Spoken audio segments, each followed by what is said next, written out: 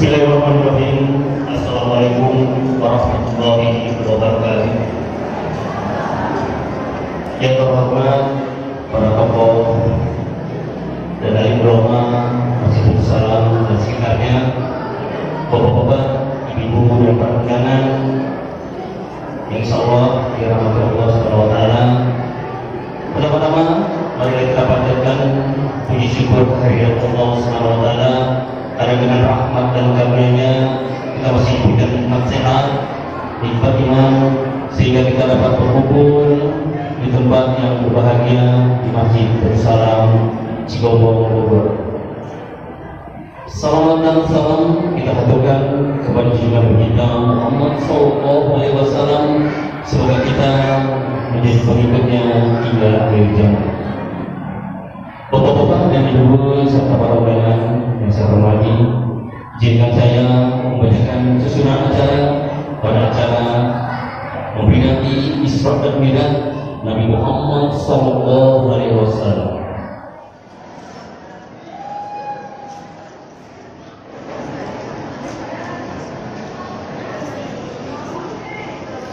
Oh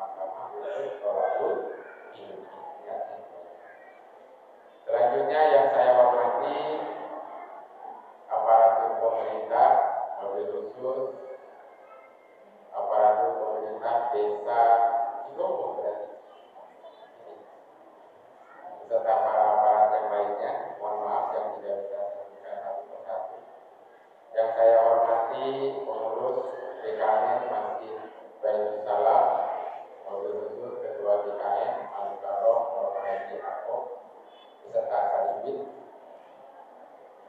Yang saya hormati para bapak, para ibu, para santri putra, santri putri, pelajar putra, pelajar putri. Insya Allah ini semua adalah generasi masa depan, generasi orang-orang yang akan menjadi orang besar. Mudah-mudahan kita doakan generasi kita ini menjadi generasi yang bermanfaat dan penuh dengan keberkahan. Aturan terima kasih kepada panitia peringatan Isra wal Mi'raj Masjid Baitul Salam Perumahan Mutiara Ridho ini yang telah memberikan kepercayaan kepada saya untuk mengisi rangkaian acara Isra Mi'raj Nabi Muhammad Shallallahu Alaihi Wasallam. Para hadirin rahimahullah,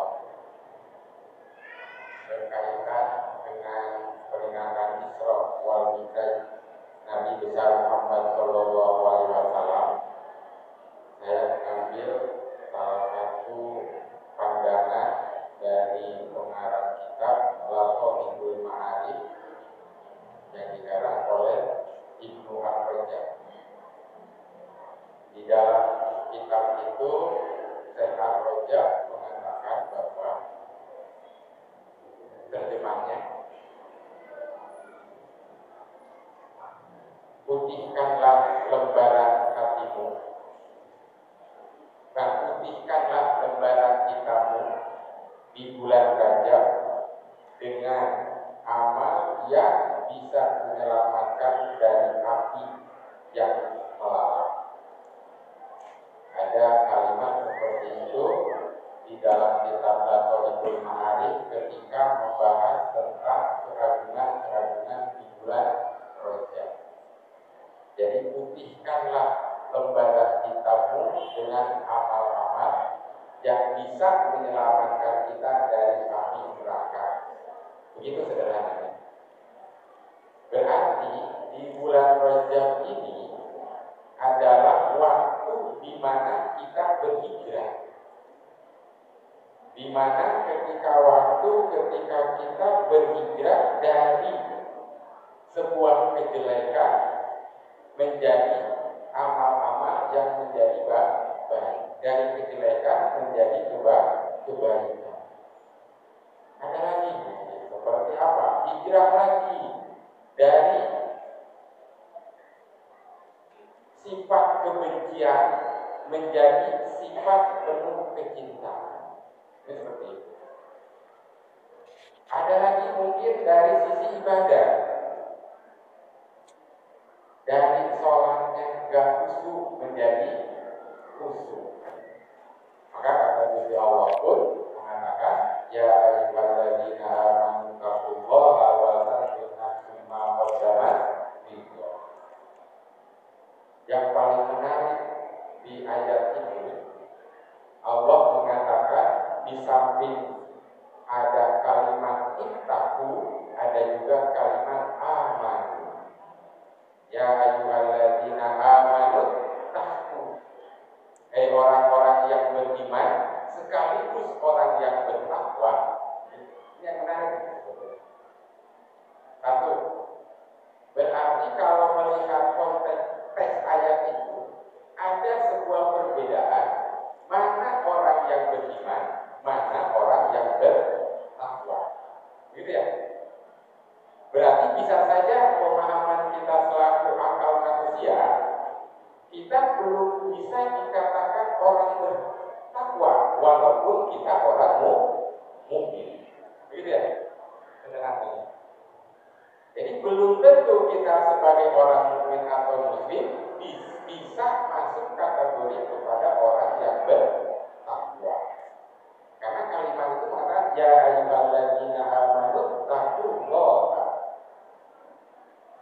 Ini bahasa-bahasa Al-Quran indahnya seperti itu, gitu ya. Indahnya kemana? Cara Allah menyeru juga berbeda-beda. Berbeda-beda di Al-Quran. Mungkin bagi yang sudah kami atau yang sudah menghafal Al-Quran bisa apa ya, istilahnya merenung gitu ya. Ada biasanya Gusti Allah itu menyerunya dengan kalimat hanya ya ayyuhalladzina amanu. Berarti Allah menyeru kepada golongan orang-orang beriman, hanya kepada orang-orang yang beriman. Ada lagi dalam ayat Quran itu Allah menyerunya kepada ya ayyuhan nas. Berarti Allah menyerunya kepada seluruh umat manusia tanpa melihat latar belakang, gitu ya. Karena kalimatnya an-nas. Jadi di Allah menyeru tidak melihat latar belakang agama, latar belakang suku, latar belakang ras, latar belakang antar golongan. Mau Jawa, mau Sunda, mau Betawi, mau Madura, semuanya diseru oleh Allah. Ya ayyuhan. Nah, mau agama Islam, mau beragama Kristen, mau Buddha, Hindu, diseru sama Gusti Allah dalam kalimat ya ayyuhan. Nah, ada lagi yang lebih khusus. Apa? Ya ayyuhan nabi. Allah menyeru hanya kepada nabi. Berarti orang beriman enggak, manusia juga enggak. Nah, ada lagi di surat Al-An'am ini adalah alasannya adalah kalimat ya ayyuhalladzina amanu taqu. Ada kalimat ittaqu. Allah menyuruh kepada orang yang beriman sekaligus bertakwa itu untuk apa? Wal tanzur nafsun ma qaddamat lighad. Perintah apa? Menyuruh tentang apa? Menyeru Allah kepada kita untuk memandang, wal tanzur, pandanglah, lihatlah, ma qaddamat lighad, sesuatu yang sudah terjadi besok, sesuatu yang terjadi sebelumnya, gitu ya. Qaddamat lighad. Untuk apa? Lighad, untuk kebutuhan-kebutuhan, kepentingan-kepentingan besok. Jadi kita ini kalau mau melangkah, sederhananya, kalau kita ingin melangkah, cobalah pandanglah dulu hal-hal yang sudah lewat. Wattaqullah. Nah, terakhir Allah hanya menyerunya kepada orang bertakwa saja. Wattaqullaha innallaha khabirun bima ta'malun. Berarti orang yang beriman ini bertakwa itu salah satunya adalah bagaimana hal-hal yang terdahulu menjadi sebuah pendidikan, pembelajaran bagi kita. Bima khobiru bima ta'malun. Khobir itu ya kabar, informasi, segala macam itu semuanya harus dijadikan sebagai pengetahuan. Berarti pengetahuan apa saja yang dulu yang sudah kita perbuat, amal-amal apa saja yang dulu kita pernah perbuat. Untuk apa? Untuk melangkah ke hari-hari besok. Begitu. Jadi makanya tidak, kalau saya mencoba untuk mengkaitkan, menghubungkan dengan pendapat Ibnu Ar-Rajab tadi, sepertinya cocok untuk kita merenungkan seruan Allah Ta'ala yang harus memandang kepada pandangi dulu hal yang kemarin, terus untuk bekal melangkah hari esok. Putihkanlah lembaran kitabmu, bisi urang teh kamari teh catatan kitabna coba gitu katanya. Kita apa gitu? Oh, apa ya dulu itu kita ini? Oh, dulu itu kita suka membenci orang. Contoh, jangan di luarnya. Jadi ngumpul di warung, gibah. Oh, dulu itu kita seringnya gibah, kan gitu ya. Oh, berarti saya ingin menjadi orang yang bertakwa itu harus gimana? Oh, besok saya tidak akan lagi gibah. Saya tidak akan lagi sembarang membenci orang, kan gitu. Itu salah satu contohnya. Nah, itu satu yang kaitan dengan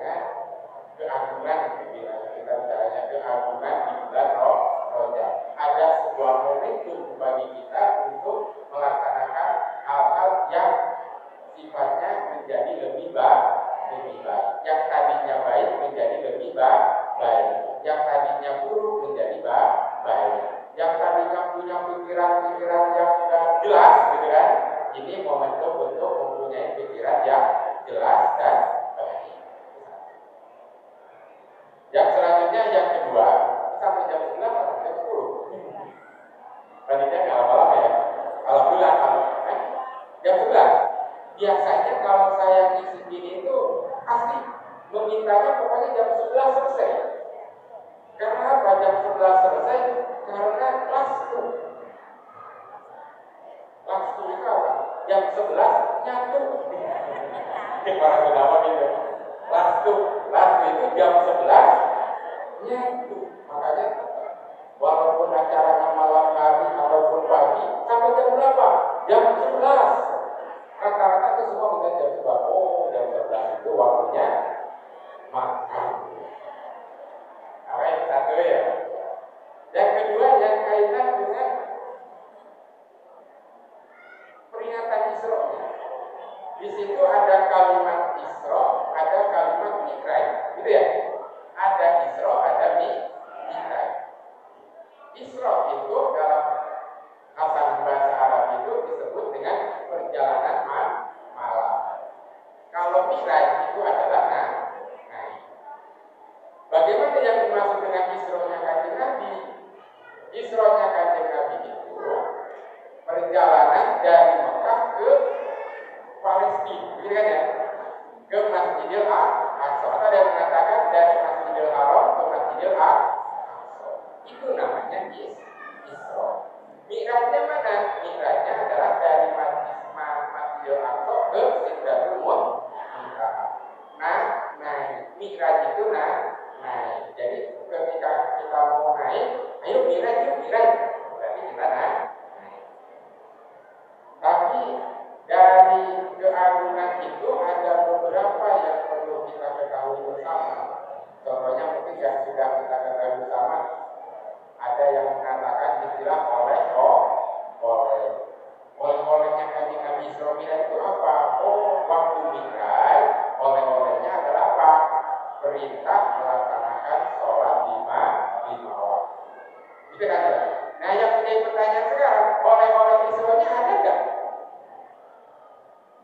Kan Isra dengan Mi'raj itu berbeda. Kalau Isra itu perjalanan dari Masjidil Haram ke Masjidil Aqsa, ya kan? Kalau Mi'raj itu perjalanan Kanjeng Nabi dari Masjidil Aqsa ke Sidratul Muntaha. Nah, kita sudah yakin dan mengetahui bahwa oleh-oleh dari Mi'rajnya Kanjeng Nabi itu adalah perintah sholat. Nah, sekarang ada nggak oleh-olehnya Isra? Perjalanan dari Masjidil Haram ke Masjidil Aqsa, kan gitu ya? Sepertinya saya mencoba untuk menggali gitu ya, ada nggak sih oleh-oleh perjalanan Isra-nya Kanjeng Nabi dari Masjidil Haram ke Masjidil Aqsa, gitu kan ya? Ada beberapa riwayat kisah yang mengatakan bahwa apa sih oleh-oleh Isra-nya Kanjeng Nabi? Oleh-oleh Isra-nya Kanjeng Nabi itu ada yang mengatakan adalah hijrahnya Kanjeng Nabi dari Mekah ke Madinah. Itu katanya.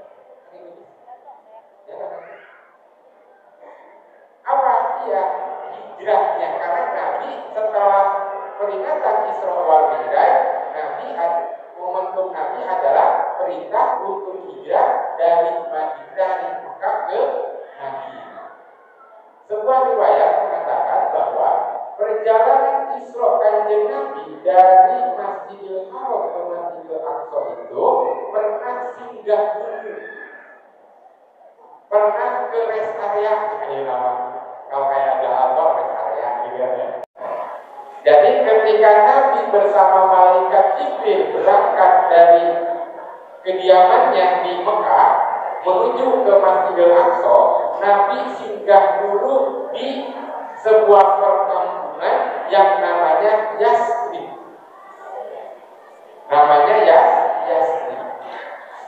Di situ Nabi diberikan informasi oleh malaikat Jibril, katanya bahwa tempat ini nanti akan dijadikan tempat lokasi area untuk hijrah Nabi dari Mekah ke Madinah.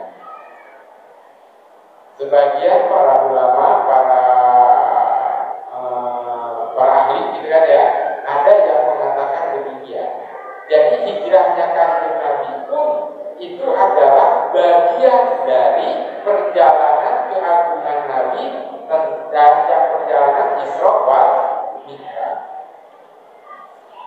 Kenapa Nabi singgah dulu ke sana?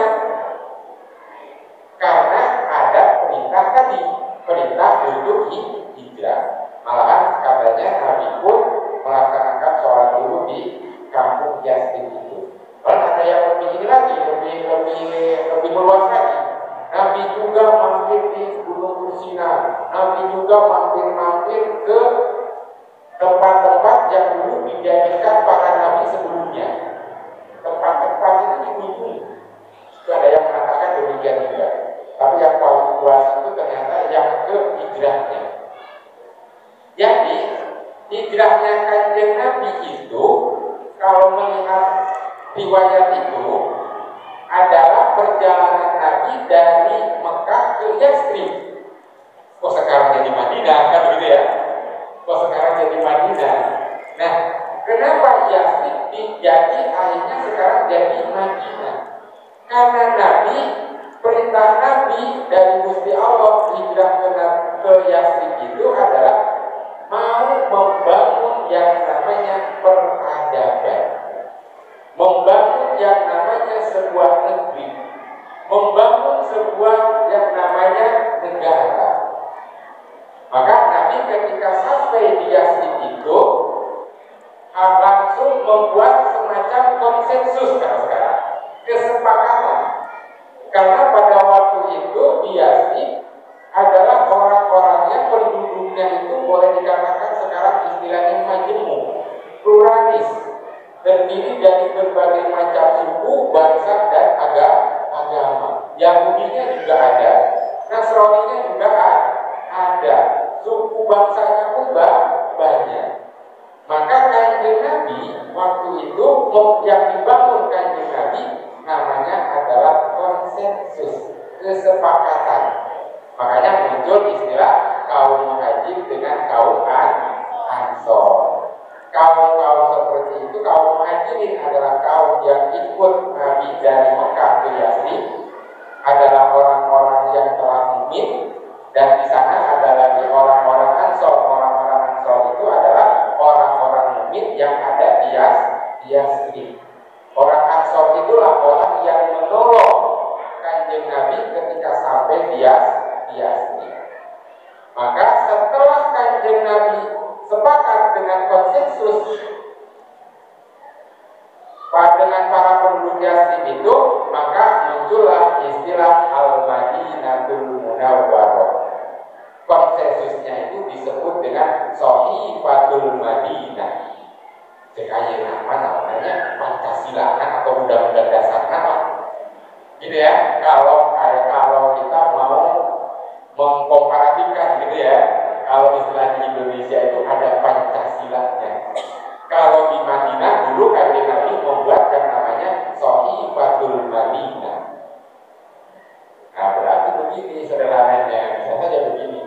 Oh, Isra Mi'raj itu salah satu hikmah dari Isra Mi'raj itu, satu, Kanjeng Nabi untuk Isra-nya itu yang berkaitan dengan hablum minan nas, hubungan antar sesama. Kalau Mi'rajnya itu adalah hablum minal. Berarti apa? Hubungan dengan Gusti Allah. Maka kalau kita bicara kepikih semua ya kepikih. Ada lagi nanti istilah mana ibadah mahdoh, mana ibadah ghair mahdoh, mana yang masuk ibadah, mana yang masuk nilai ibadah. Begitu ya. Nah berarti kalau kita memahami riwayat-riwayat seperti itu, berarti ada dua yang perlu kita perhatikan tidak saling terpisah. Karena Isra Mi'raj itu adalah dengan waktu yang sama, tidak terpisah. Berarti ketika kita melaksanakan hablum minallah, maka secara otomatis kita pun harus melaksanakan hablum minan. Kan begitu ya? Nah, jadi kenapa? Karena kalau memang hijrahnya Kanjeng Nabi itu disebut atau dikatakan sebagai oleh-oleh dari Isra Mi'raj, berarti kita sebagai umat Kanjeng Nabi harus melaksanakan kedua-duanya. Kita sholatnya bagus, sholatnya benar, pakaiannya pun bagus, minyak nabi mahal, gitu ya. Sholatnya bagus, winidanya, segala macamnya, rukun-rukunnya pun terpenuhi. Tapi ketika bicara tentang hablum minan nas, umpama ibah wae, ngomong berbatur wae, kan ya, curang carek wae, gitu. Ini gimana kan posisinya? Puasanya rajin, Senin Kamis puasa, bulan Rajab puasa, apalagi yang namanya puasa bulan Ramadan, wah getol orang. Terus Qurannya pun getol, hajinya pun sampai haji 2 kali, gitu kan ya. Tapi sama orang takabur, sama orang sombong. Berarti ada sesuatu yang harus kita perbaiki. Kenapa saya tadi katakan harus bersama-sama antara hablum minallah wa hablum minan nas ketika kita punya atau ketika kita beramaliyah. Ibarat kata, kalau saya suka begini mengibaratkan hablum minallah wa hablum minan nas itu. Ibarat mata uang dengan sisi yang berbeda. Contoh, uang 100.000, sisinya kan berbeda ya. Anu hiji mah umpama gambar anu, hiji mah gambar lain lagi.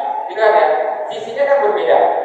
Jika uang 100.000 itu yang satu tidak ada gambarnya atau gambarnya rusak, laku nggak itu uang 100.000? Nggak akan laku, pasti ditolak.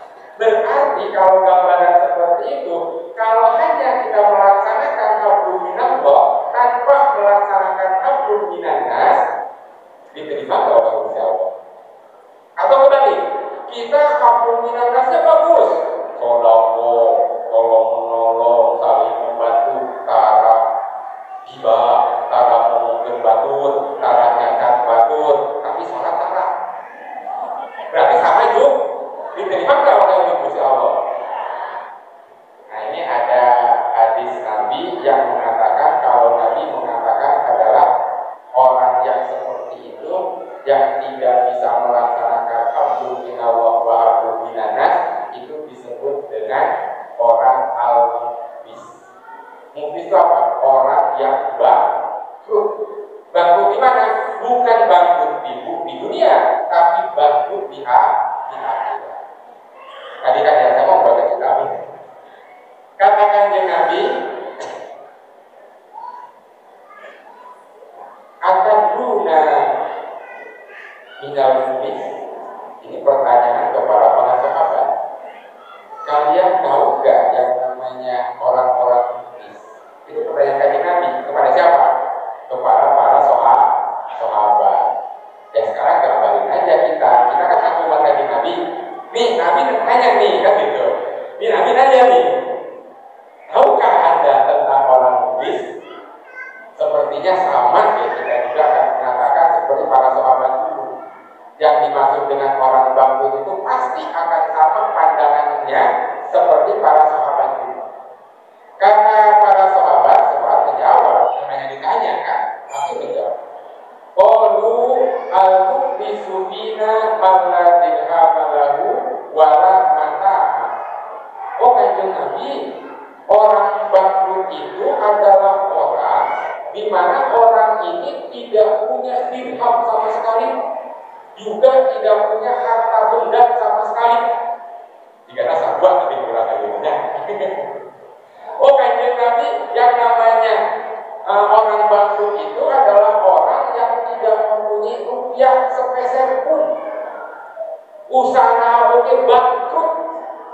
punya toko juga bangkrut, mobilnya pun banyak dijual, gitu kan?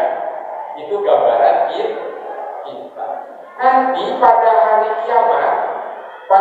kiamat, orang muklis dari umatku ini membawa pahala-pahala sholat, pahala-pahala puasa, pahala-pahala zakat. Mungkin umat Kanjeng Nabi ini rajin sholatnya, rajin puasanya, rajin zakat. Sholatnya pun tidak hanya sholat fardu, sholat sunnah pun rajin, puasa sunnah pun rajin, sedekah sunnah pun rajin. Pahala dia bawa nanti di yaumul qiyamah. Wa yati wa qad satama hadza wa qadaba hadza wa akala mala hadza wa safaka dama hadza wa daraba hadza wa daraba hadza. Tapi sekaligus umat ini yang muklis itu membawa juga hal-hal yang berkaitan dengan qad satama hadza. Qad satama hadza itu kalau istilah kita apa ya? Satama itu curahkannya galak gitu pun ya, marah-marah, karakter orangnya marah, emosian gitu. Dikit-dikit ke orang, kalau bahasa Sunda itu apa ya, kalau lagi marah, ke-action, langsung gitu. Orangnya seperti itu satama itu, orangnya pemarah, emosinya tinggi, emosinya tidak pernah terkendali. Itu yang namanya satama. Itu satu, membawa hal-hal perilaku semacam itu. Yang kedua, kata Nabi, tidak hanya satama, ada lagi yang namanya qadhafa wa qadhafa hadza.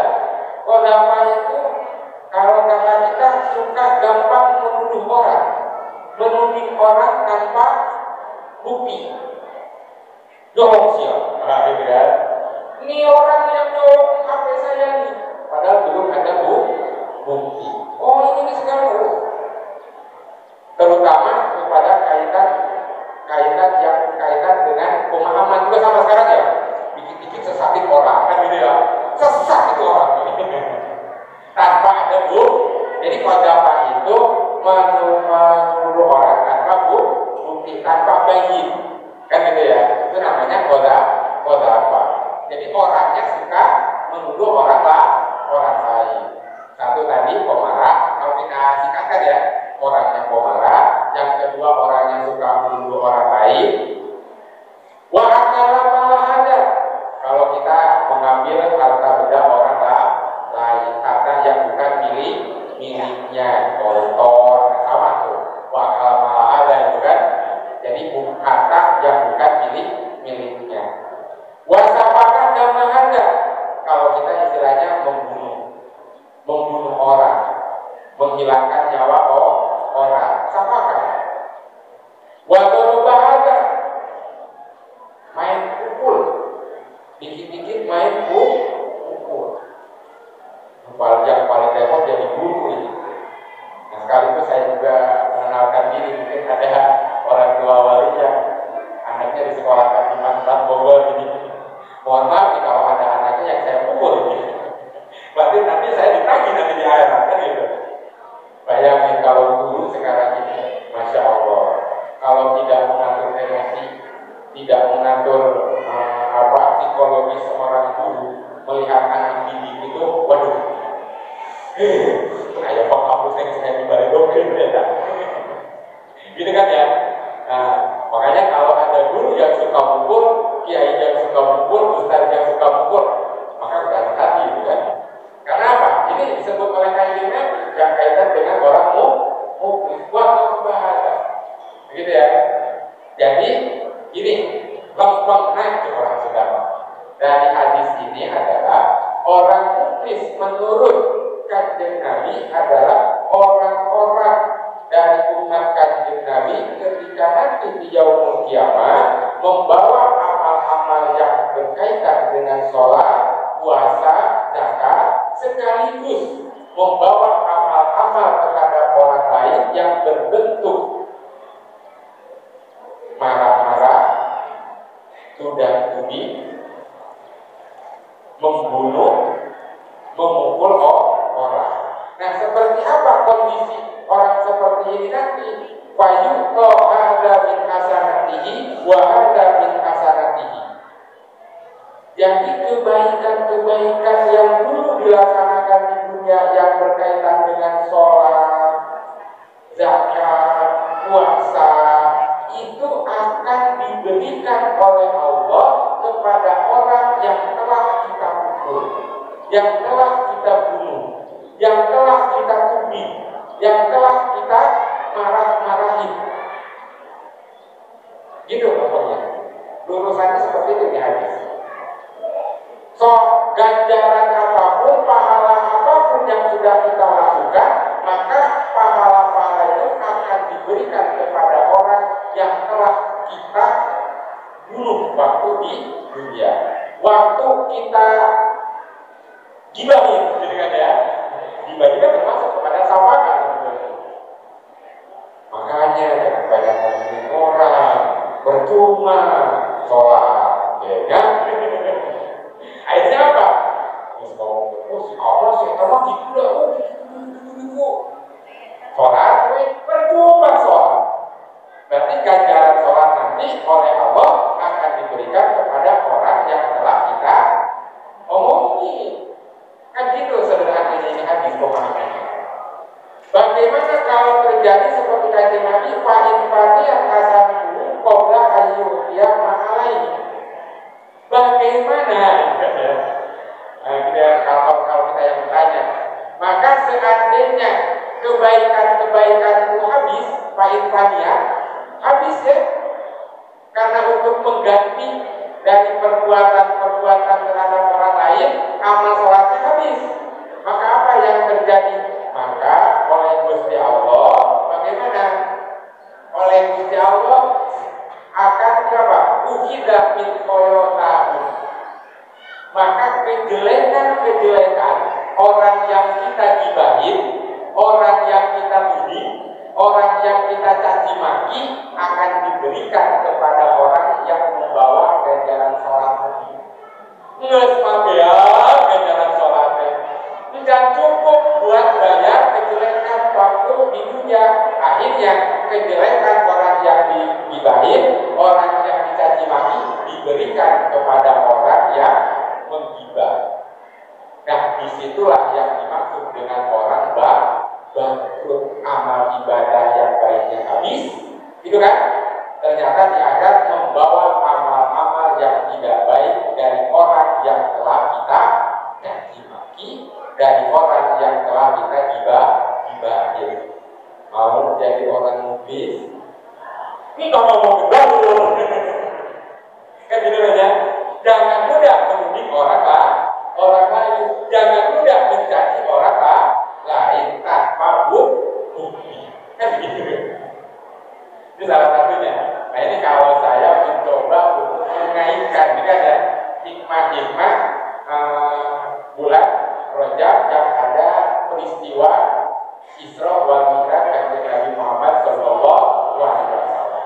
Ada beberapa ulama yang menerangkan oleh Isra-nya Kanjeng Nabi dari Masjidil Haram ke Masjidil Aqsa adalah yang berkaitan dengan hijrahnya Kanjeng Nabi.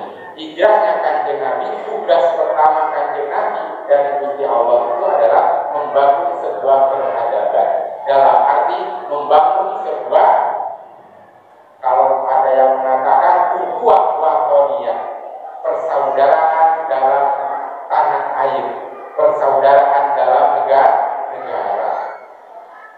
Nah, kita mungkin mohon maaf, tadi saya juga ngobrol dengan Bang Haji, yang namanya perumahan itu sama di mana-mana juga. Mohon maaf, bukan ini, karena perumahan itu biasanya datang dari berbagai macam daerah, kan gitu ya.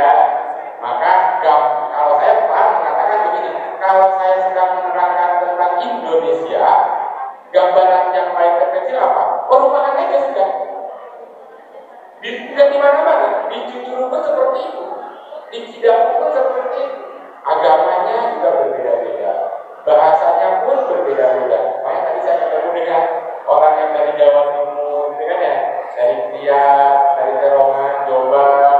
Makanya saya pun sebetulnya dari Jombang, kan gitu. Akhirnya kita ketemu dengan bahasa menggunakan bahasa Jawa Timuran. Kalau mengajar hebat, cuma tengok aja, nggak paham katanya bahasanya. Bisanya cuma ketawa aja, kan gitu ya. Nah ini gambaran Indonesia itu adalah gambaran perumahan. Maka dari situ banyak terjadi biasanya kalau banyak perbedaan, gitu kan ya. Kalau terjadi perbedaan itu sering mudah menciptakan sebuah konflik. Nah disinilah yang harus kita hati-hati. Ingat bahwa kita ada perintah untuk hablum minannas. Di samping kita hablum minallah. Bagaimana cara kita menghormati terhadap sesama. Singkatnya, udah jam berapa ini? Udah waktu. Jam berapa? 11. Berarti aku tutup ya? Setengah 11. Masih lama berarti. Baru capek. Nah gitu ya. Jadi mohon maaf, mungkin perumahan apalagi gitu ya. Kalau saya di contoh hari saya tinggal di Perbankan Kau, sama semua. Malahan di Perbankan tempat saya, kalau boleh satu keturunan, semuanya keluarga Mama Sabas di sana kumpul. Jadi nggak begitu riskan, gitu kan ya? Nggak begitu riskan terhadap konflik. Paling oke pas saya dibulur, paling dia pas saya dulur, gitu kan?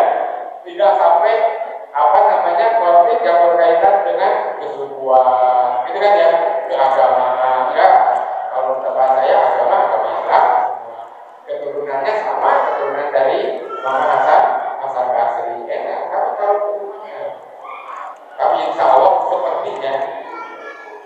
sepertinya kami kayaknya yang lebih banyak masuk surga orang perumahan. Iya, karena cobaannya ujiannya banyak. Di samping perbedaan suku, agama juga ada. Apalagi kalau kita sudah tuliskan perbedaan tentang agama, kan ya. Sampai hari ini pun tidak selesai tentang hukum mengucapkan selamat. Ya kan? Riskan itu.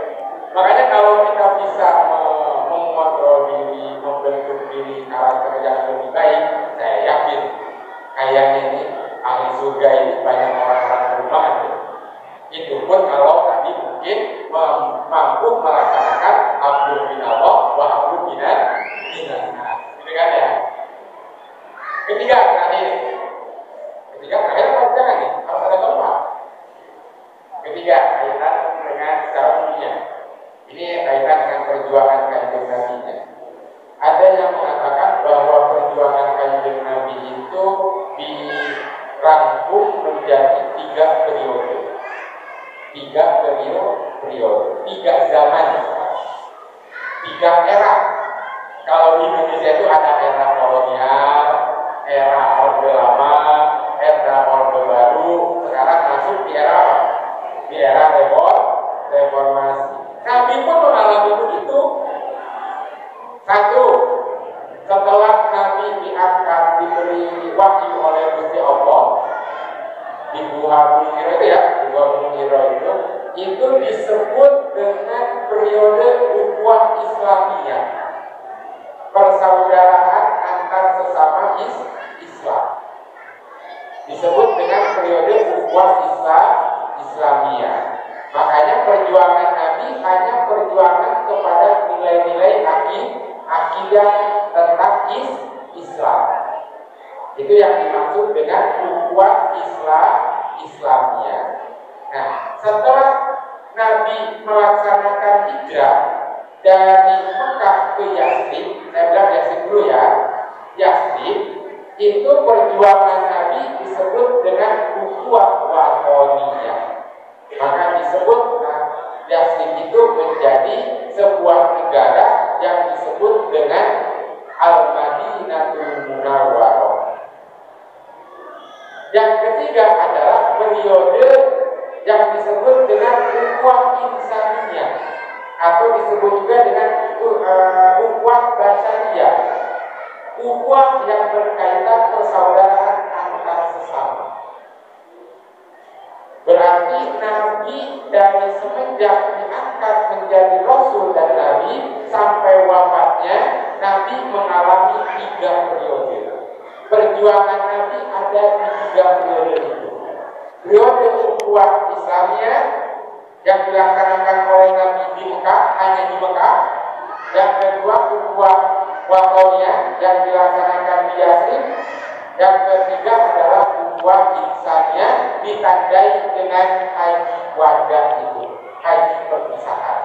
Haji perpisahan itu setelah itu Nabi wafat, tidak lagi melaksanakan haji lagi. Karena apa? Karena sudah wafat.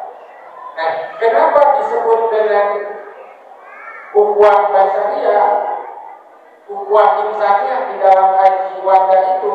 Karena dalam salah satu khutbahnya Nabi mengatakan, malah menyebutnya itu singkatnya ya, panjang sebetulnya, mau beres jam 11 ya. Jadi menyeru ya ayyuhan nas dalam khutbahnya setelah Nabi melaksanakan haji. Bagaimana isinya pesan khutbah Kanjeng Nabi itu di dalam haji wada? Inna dima'akum wa amwalakum wa a'radakum haramun alaikum kahurmati yaumikum hadza wa fi syahrikum hadza fi baladikum hadza. Hebat biarnya. Dalam haji wada itu ada sebuah pesan yang menuju kepada nilai-nilai kemanusiaan, nilai-nilai basyariah.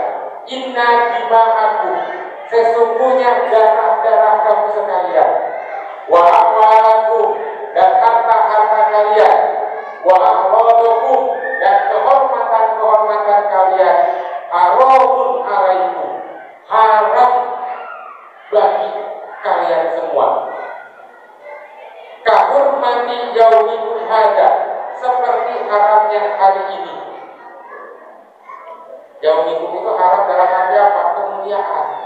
Haram di sini dalam arti kemuliaan. Haram juga dalam arti kemuliaan. Jadi katakan Nabi, harta darah-darah kita, darah-darah umat manusia, harta benda manusia, kehormatan manusia itu punya kemuliaan. Karena kemuliaan itu menjadi haram untuk dihilangkan, haram untuk menjadi dicaci maki kehormatannya. Gitu ya. Seperti apa? Seperti mulianya hari ini. Hari ini Nabi sedang melaksanakan haji. Jadi nilai derajatnya harta benda, nyawa, kehormatan itu sama dengan mulianya orang yang sedang melaksanakan haji. Bisa minum ada sama mulianya dalam bulan ini. Bulan apa? Bulan Dzulhijjah. Harta kita, kehormatan kita, darah kita, nyawa kita mulianya sama seperti mulianya bulan Dzulhijjah. Tibadikum ada sama mulianya dengan negara kalian. Negara mana? Al-Madinatul Munawwarah dengan Al-Makkahul Mukarramah. Begitu ya. Maka di situ disebut periode ukhuwah insaniyah. Berarti ukhuwah insaniyah tidak lagi melihat, memandang, pandang bulu. Kita latar belakangnya apa? Baik kalau istilah hari ini di Indonesia ada istilah syarat, perbedaan suku, tidak berdasarkan tidak perbedaan agama, tidak perbedaan ras ataupun antar golongan. Tetap kita punya kewajiban untuk apa? Untuk persaudaraan dalam kemanusiaan. Di orang Jawa, di orang mana lagi? Madura itu berarti kita harus bisa menghormati nyawanya orang Madura, gitu kan ya? Harta bendanya orang Madura, plus apa? Kehormatan orang Madura.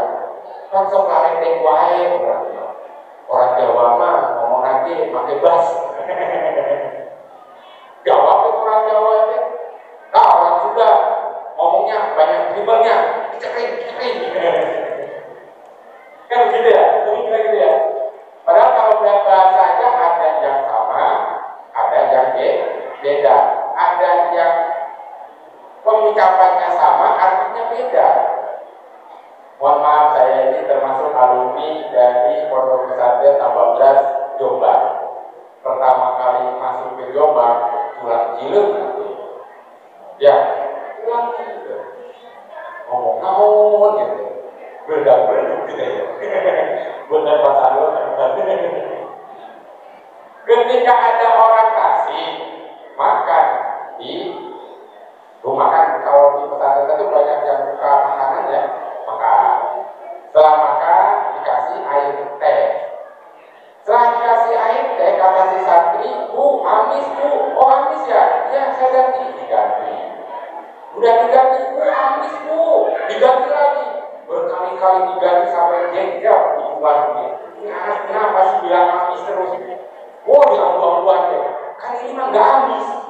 Tapi kalau si anak ini bilang amis tuh udah dicuci pakai sabun segala macam, tetap aja ada orang Sunda. Oh, nak amis, weh. Ternyata amisnya di Jombang dengan amisnya di Jombang beda. Amis di Jombang itu anjir kekurangan. Anjir, jelas. Oh iya. Bu amis bu, berarti dikira air minumnya anjir. Padahal orang Sunda mah bu amis, kata gak orang Sunda mah berbina gitu. Sebenarnya dengan minum teh tawar, maksudnya ya. Kalau orang Jawa itu kebiasaannya kalau kita bilang teh langsung dikasih gula. Kalau orang Sunda enggak.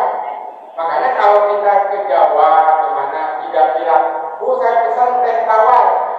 Kalau nggak bilang begitu, udah dikasihnya teh mani. Tanya di sana. Ada persamaannya? Ada. Saya kalau mau dengan Pak Sarun, "Bapak monggo dahar." Bagus. Tapi kalau pandangan orang Sunda, "Wah, kita sirakan pulang, mau dahar-dahar." Bedanya apa? Kalau dahar di Jombang itu halus. Kalau di kita apa? Termasuk kasar ya? Nah, menjadi bekal bagi kita nanti di awal kiamat. Mudah-mudahan kita semua menjadi ahli surga semua, ahli yang selalu diberikan kasih sayang oleh Gusti Allah. Hanya rahmatnya Allah lah, hanya kasih sayangnya Allah lah, kita nanti di yaumul kiamat bisa termasuk ke dalam ahli surga. Itu saja yang saya bisa saya aturkan. Mohon maaf yang sebesar-besarnya. Wassalamualaikum ihdinas siratal mustaqim. Wallahumma ihdina aqwamit thoriq wa billahi taufiq wal hidayah. Wassalamualaikum warahmatullahi wabarakatuh.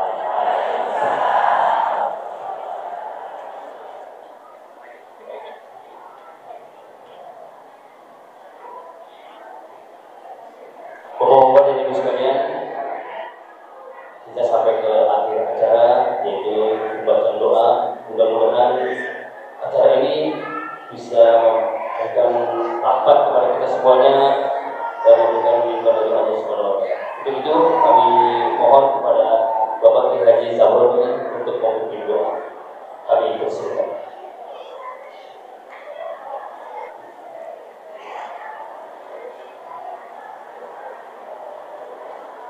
Assalamualaikum warahmatullahi wabarakatuh. Insyaallah Bapak Ibu dari kesempatan majelis kita ini dengan tawajjuh kepada Allah Subhanahu wa taala, berdoa kepada Allah Subhanahu wa taala supaya bagaimana target hidup kita ini Allah kabulkan. Apa target kita mendapat ridho dari Allah Subhanahu wa taala. Kita kekalkan hidayah dalam diri kita sampai akhir hayat kita, sehingga nanti di akhir hayat kita mendapatkan bantuan dari Allah, mengucapkan la ilaha illallah. Itulah kunci keselamatan kita.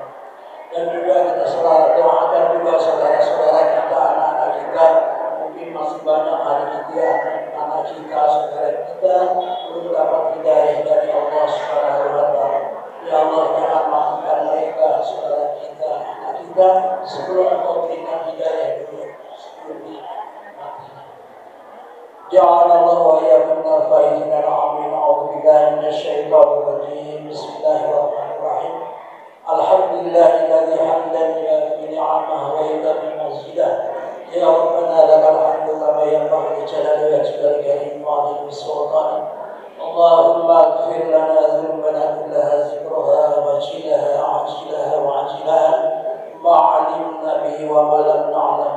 اللهم يا هادي المجرمين ويا راحم المسلمين نسألك أن تلحقنا بعبادك الصالحين، نسألك أن تلحقنا بعبادك الصالحين الذين أنعمت عليهم من النبيين والصديقين والشهداء والصالحين وحسن أولئك رفيقا. اللهم اهدم لنا بحسن الخاتمة، اللهم اهدم لنا بحسن الخاتمة. اللهم اجعل في آخر كلامنا عند انتهاء أجلنا من الدنيا بقول لا إله إلا الله. اللهم اجعل هذه الكلمة الخالصة لوجهك الكريم ووصلة للفوز بجنات النعيم. اللهم بك نعتذر ومن جودك نستغيث ومن رحمتك نستغيث ومن عذابك نستجير. اللهم اجعل هذا جمعا مرحوما وتفرق من بعده تفرقا معصوما ولا مغما ولا مطردا. اللهم اجعل هذا جمع في الصحائف الحسنه في يوم تعز فيه الحسنه. واغفر اللهم لنا ما يكون من زلة، واغفر اللهم لنا ما يكون من زلة. اللهم خضعت كل الاشياء لعزتك وعنت الوجوه لعظمتك.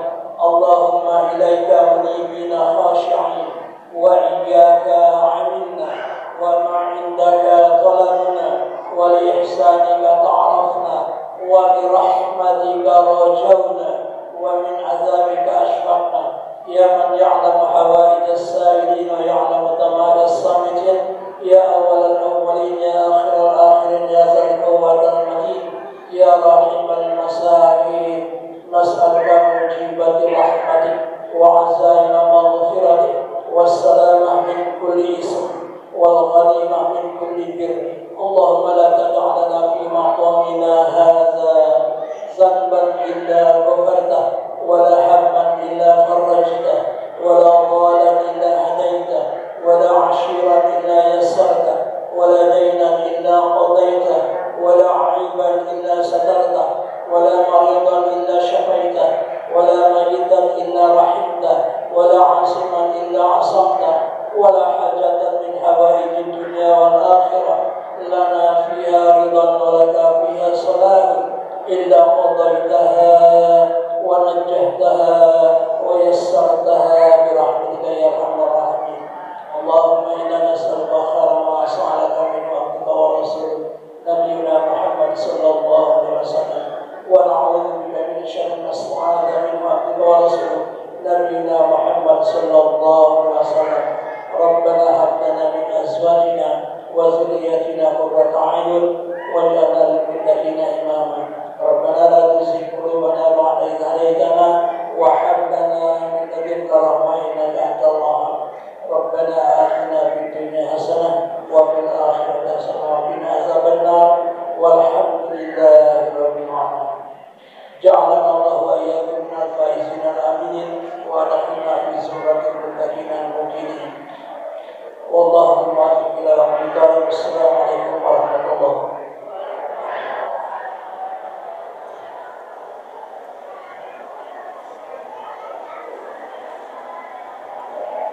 Bapak-bapak ibu sekalian, dengan berakhirnya doa yang dipimpin oleh Bapak Haji Zabroni, maka sudah seluruh rangkaian acara memperingati Isra dan Mi'raj Nabi Muhammad SAW di Masjid Batu Salam. Karena kita tutup acara ini dengan pembacaan Alhamdulillahirabbil alamin. Saya Muhammad bin Kurniawan sebagai pembawa acara mengucapkan terima kasih atas perhatiannya. Mohon maaf apabila ada kesalahan dan kekurangan. Wabillahi taufiq wal hidayah.